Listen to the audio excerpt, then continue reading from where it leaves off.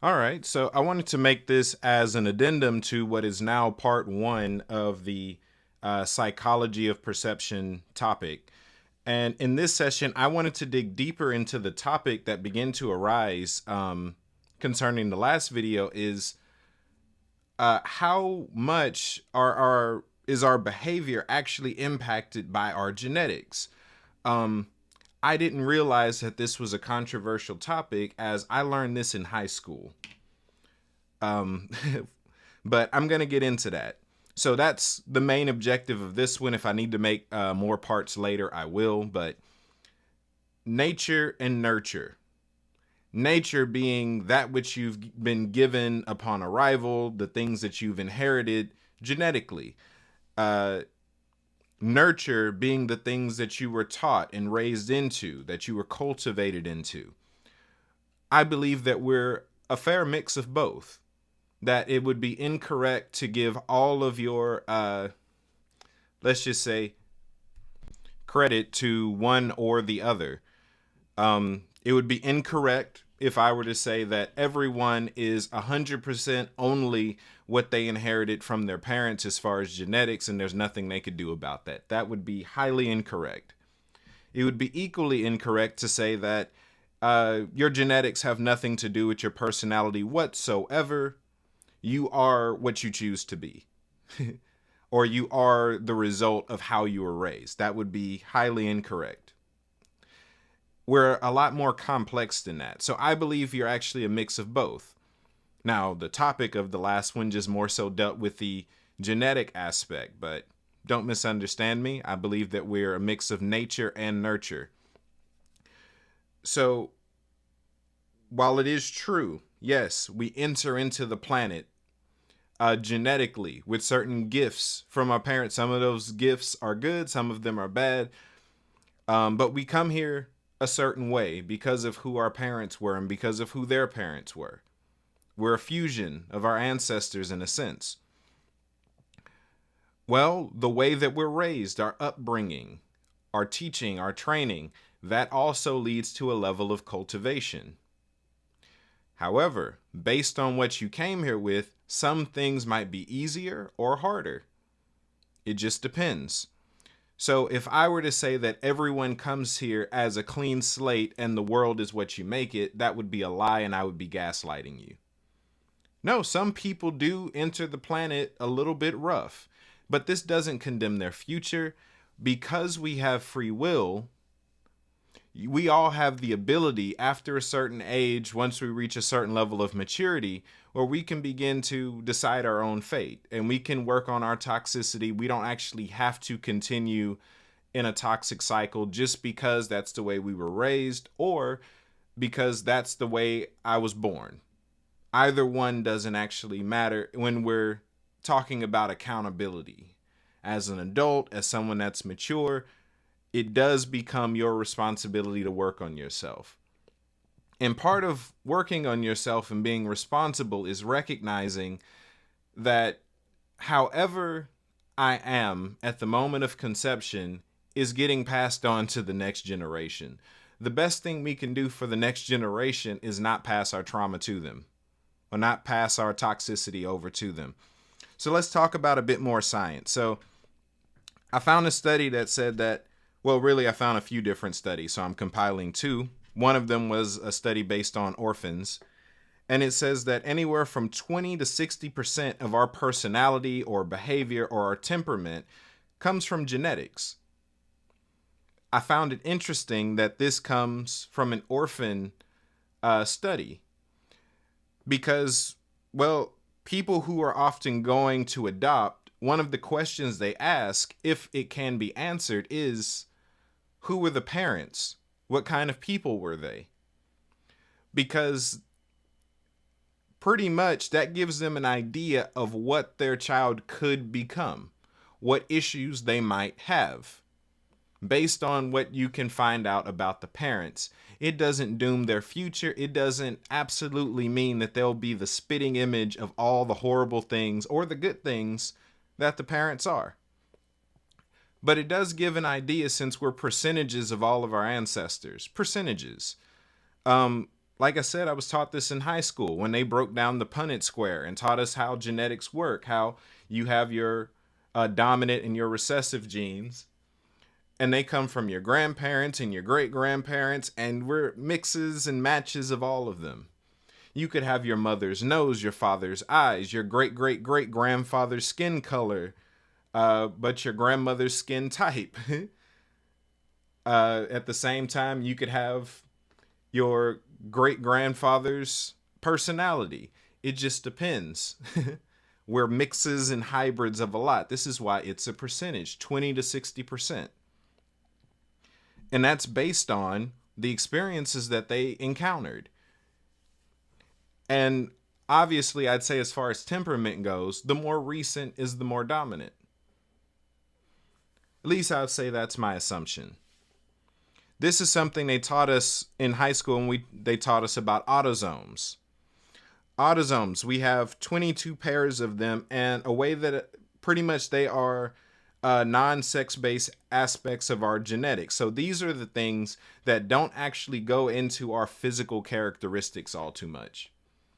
They deal with our psychological makeup, our chemical responses, because most of what we do is chemical responses. Our emotions, for one, are chemical responses. But before I dig too deep into that, let me just say that this concept of can information be passed on? Does trauma really live in the DNA? Can that really be passed on genetically? The answer is yes. It's very easy to research. In fact, you begin to look into intergenerational trauma. This is a similar, our trauma, our emotions, our temperament works the same way as bad habits. A child in the womb, let's say you take a pregnant woman and she's smoking and she's drinking, well, you'd look at that and say, ooh, that might negatively impact the child that's in her womb. Or this might inhibit her ability to birth healthy kids. It doesn't mean that the kids are absolutely gonna come out jacked up, but this raises the percentage that they will. In the same way with trauma, people who live traumatic lives often have traumatic children, or let's just say a higher percentage of them. This is similar, right, to farm animals. Because again, we're talking about chemical releases. Our emotions aren't just electrical signals in the brain. Well, it's signals. It's what does the signals do? That means they're telling your body to do something. The body's response to these signals, all of the emotions, is to release hormones. Common hormones being adrenaline, cortisol, dopamine, serotonin. These are things that our body releases based on our mood. That if you feel like you're in danger, you feel stressed, well, your body's going to start pumping you full of adrenaline. Adrenaline is great when needed, but it's not good to live in a state where you're always being pumped full of adrenaline. That's dangerous. That affects your heart. We'll get into that. But similar to farm animals, right? If you ever talk to a butcher, someone whose actual job is to actually kill the animal, if they're worth anything, they'll tell you that that can't be done any kind of way. That is, if they care about you, that is. They'll tell you that there's a science here. You can't kill it any kind of way. Because if you do it wrong, you'll trigger their fear, their fight or flight response, and they'll begin to release those same chemicals. Their adrenaline will start to run, and then that gets into the meat. That taints the meat, and you really don't want to eat it. It poisons it. So whether you believe that pork is good or beef is bad or whatever, well, eating meat from traumatized animals is poisonous. That was one of the major benefits of the documentaries that came out about how awful some of the butcher situations were for some of the animals. Because that shows that they're feeding you poison. The chemical responses of the animal taints the meat. So when they're butchering an animal, they have to make sure it's calm and it's relaxed. Otherwise, it's going to pass that on. And then when you eat the meat, you take on their trauma in a sense. You eat the adrenaline that was pumping through their body. Makes it taste worse, and it actually makes it somewhat poisonous. So this is, even in comparison, I've had people ask before, well, what's the difference when you're talking about the Hebrew customs where they were eating a kosher diet? They're like, well, what's the difference between regular old lamb meat and the lamb meat that they would have? Even if you're both dealing with the same type, where you have the white wool, no spots, what actually makes it different? And it comes down to the way that they're raised. In the kosher dietary system, those lambs have to be taken care of. They have to be treated right. They pretty much live in a spa up until the time they're butchered. They can't kill them under stress. They can't even raise them in stress, because that emphasis on can't even be raised in stress. A simple truth is, whatever is most prominent becomes dominant. Which means just because you have one angry outburst, that doesn't make you an angry person, and that doesn't mean that that one outburst is going to transfer to your kids. Not what I'm saying. Living a lifestyle of hatred will affect you, and it'll affect your offspring if you end up having kids like that. Whether it be genetic or just by the fact they have angry parents. That's going to get passed on. So another way that I've heard this said is, what you do frequently becomes your frequency. Same sentiment. Whatever's the most common is the most dominant, and that's most likely what's going to get passed on when we are talking genetics. So this is something beautiful that's actually seen. It's not always a negative thing. This is something that's seen with families who have a certain craft or a certain trade, where everyone in the family, whether they're pressured into the same business or not, they find it easy to work the same trade. The great-grandfather was a mechanic, and then the grandfather became a mechanic. Now the father, and now the son, and then the grandkids. They all have the same trade. Not because they have to, but at some point it just comes natural. This is what we do. They'll even tell you it's in our blood. Athletes. Not to say that every child of an athlete is going to grow up to be an athlete, but they have a higher percentage, not just because of the inspiration, but because it's in their blood. If their parents were athletes when they were born, that got passed to them. So they have, let's just say, a higher chance. A higher chance not only to do it, but to be good at it. One last thing I wanted to touch on, even when studying Taoists, I don't know if they're the originators of this study, but that's where I found it, so I'll cite them as the source. They talk about how different emotions affect different parts of our body. They say that anger weakens the liver, grief weakens the lungs, worry weakens the stomach, stress weakens the heart and the brain, and fear weakens the kidney. That's interesting. What if some of the communities that we can trace certain health conditions to, which are marked as hereditary, aren't just based on the diet that is customary to a community, but the shared experiences of a community? What if we're able to get a community that's living in stress, and they're living in fear, and they're living in grief, and they're living in worry? That means they're not necessarily going to be the healthiest or have the longest life.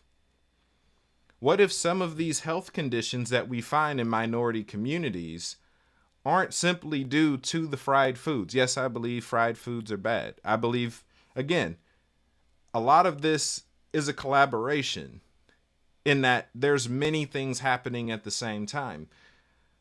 We are very complex. The human body, the human system itself is super complex. So I don't want to try to simplify it too much in any way, shape, or form, just making it a bit easier to understand. So yes, I still stand by the idea as presented in part 1. If you haven't seen part 1, go listen to part 1. But yes, I do still stand by the idea that the shared experiences of one group, if not changed, will continue to be passed on both genetically and morally, meaning the nature and the nurture will both be conducive of their shared experience. Some people talk about the idea of a victim mentality.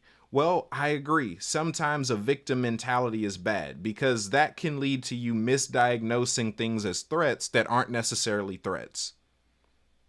Living a life of fear. That's not necessarily good. That is an issue.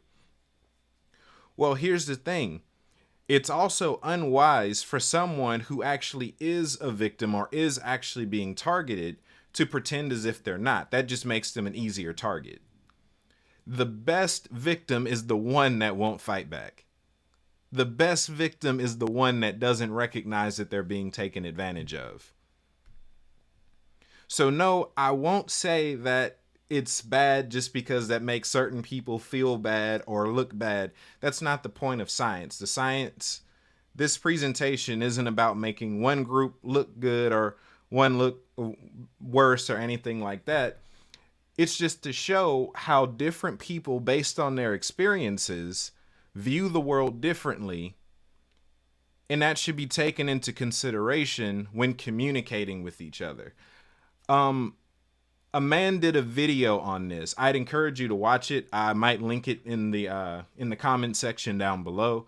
He did a video titled, "Why Do White Christians Vote Republican and Black Christians Vote Democrat?"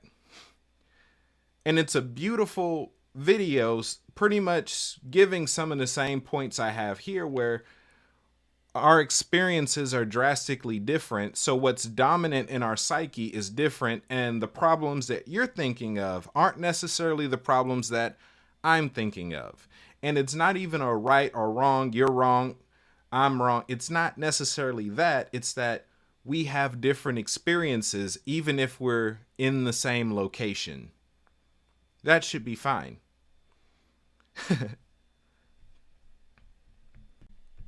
So I'll end with this.